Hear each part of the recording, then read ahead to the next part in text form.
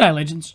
Quickly, just before we jump in, the next couple of videos, when you see me pop up, these were taken pre-war. I just didn't want to have the footage and I guess the stories go to waste.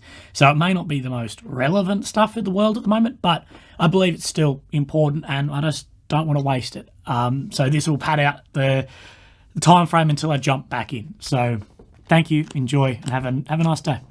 There you go. It's starting. I only just flicked the camera on. I don't know if I got the first one, but we had a couple of close-ish artillery. There's another one if you can get that. Artillery coming in. Now, as Bryce was saying, it seems to be, when the sun's going down, people start picking up arms, and after that, when the ceasefire fucking ends, well, the people that monitor it go home at 5. That's when pick up and start shooting stuff. But everyone here is just acting like nothing's going on. I can't film them, but there's soldiers walking near us and they're just cruising down the street having a smoke like we are. They were just actually, I can see they have bags or just at the supermarket, essentially probably buying some chocolate, some food to go home and relax for the evening, and they're laughing, having ciggies. It's really quite surreal. Meanwhile, there's shells landing in the distance. Craziness.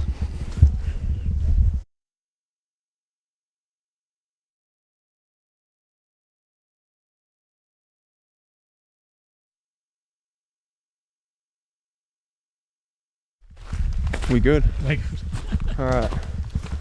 I know I got my armor on. Willie doesn't. It's all good. Pretty crazy. The beard will protect me. We're currently in a town very close to the Frontline. This is Zolote.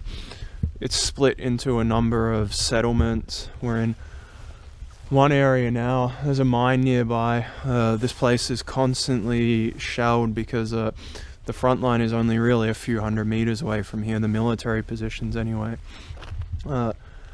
We were on the way here, we already heard a fair amount of shelling, like pretty close, not close enough that we're at risk, I don't think, but the ceasefire violations at the moment, there's a lot going on here in Donbass, so I've kind of brought Willie here to show him, what is really going on here. We're going to see a town where there used to be 2,000 people that lived here. There's 400 now. Many of them can't afford to stay here. Oh, sorry, they can't afford to leave. They really have no choice but to stay here. Or they're saying, why should I have to move? Like, this is my home. I didn't ask for this war. We want to live here. So we might be able to make some interviews with people, get some information about what the ceasefire violations are like at the moment, and just have a look around. And don't worry about the no body armor thing. It's all good. I'm not weighed down. I'll get them feet going. I don't know what your battery was.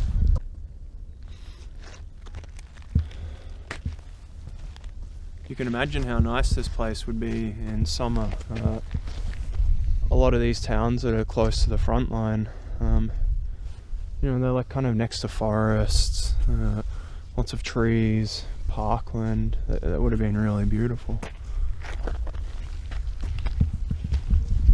Здрасте. Вопрос можно? А вы кто? Мы журналисты в Австралии. В Австралии? Да, вопрос можно? Далеко забрали. Это правда, очень далеко. О, внимание. Мы журналисты, и я хочу, как это сегодня выстрел, нет? Были выстрелы. Сегодня? Сегодня. Скажите, Утром. пожалуйста. Тут непонятно, кто, откуда, куда стреляет. Неизвестно. Сколько выстрелов? Это штук 20, наверное, было. Спасибо. So the threat from artillery and shrapnel and everything here is still very high, and civil infrastructure, as maybe you can see down here, has taken a really big impact from the war. And I'm just going to move over here a bit, but in many places, along the contact line, civilians don't really have an option or choice to leave, maybe due to economic situation or age or health. And in towns like this, constantly people's houses are peppered with shrapnel from artillery. Now a lot of drones are working, not right now, but along the front line. It's quite common now for commercial drones to drop grenades on top of people, and the shrapnel from that can obviously be very lethal. And with the escalation in ceasefire violations recently, there's been an incident where a kindergarten was targeted in Stanitsa Luhanska, and yesterday I was working with 2 other journalists in another part of the contact line, and artillery had fallen nearby on Ukrainian positions, and one person's house was like littered with shrapnel, which we recovered, but that was something like 200 or 300 meters away. So it's really quite a dangerous place to be for people, and you know, just the way they persist, it's quite crazy. We were talking about like why people stay, and you know, apparently there's been efforts, but people just, whether it's financial or just they don't want to leave their homes. It's so difficult. I guess it's foreign to us, but it's just the way people are here. We've moved across this side of the road because we have pretty much a clear view straight through of the other side of the front line. The other side of the front line. Walking, that we can hear someone like vacuuming or using some sort of power tool in the house, which is like 50 meters from a military position, which we can't film, and then maybe 30 meters from like danger minefield signs. It's just such a different world and such a harsh reality to the, I guess, this war that's been concurrent here for many years. Distance we're talking between here, I guess, the Ukrainian front line and the separatists front lines. Well, I mean, let's just step out of the way quickly, but where we are now, we're basically on the edge of the town, okay?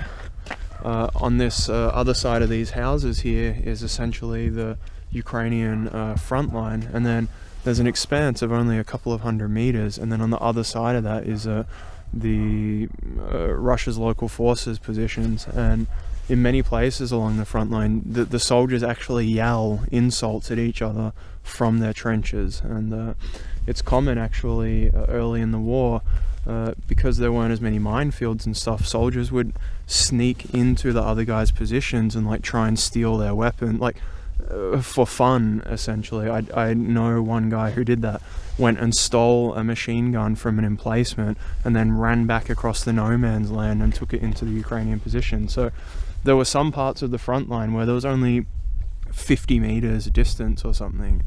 In other parts it could be 600 or 700 meters. It really varies depending on what the state of the conflict, when the ceasefire was implemented.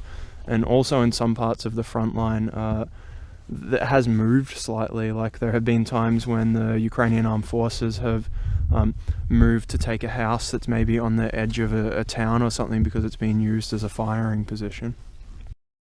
Yeah, I can't. Yeah.